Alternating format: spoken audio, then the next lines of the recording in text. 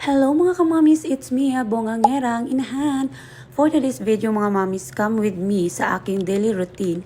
So time check is 9:30 AM but I just woke up in 9 AM already. So medyo napasarap sa pagtulog kaya late nang gumising, pati anak na dadamay sa kalokohan mo te.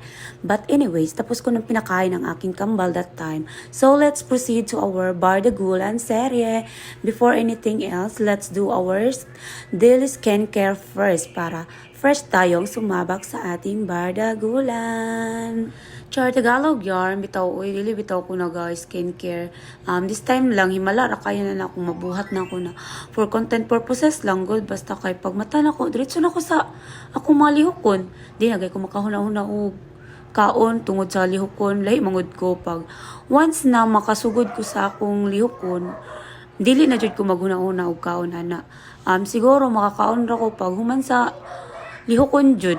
Isa po din ko ganahan madisturbo pag once na ako'y gibuhat. Bahala lagi mapas mo basta kay ang hinluon ako mahuman lang jud.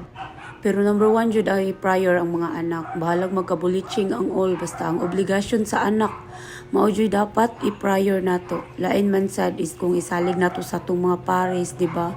Ang obligasyon sa usa ka inahan lahi baya ang laki jud kaysa babae, di ba? Pero bitaw, oy, nga nabot man ta din ha nga topic nga. Dapat din ito sa atong video mag-focus, day. Dapat kani atong video ang atong isalaysay, dili ang ubang tao, char lang.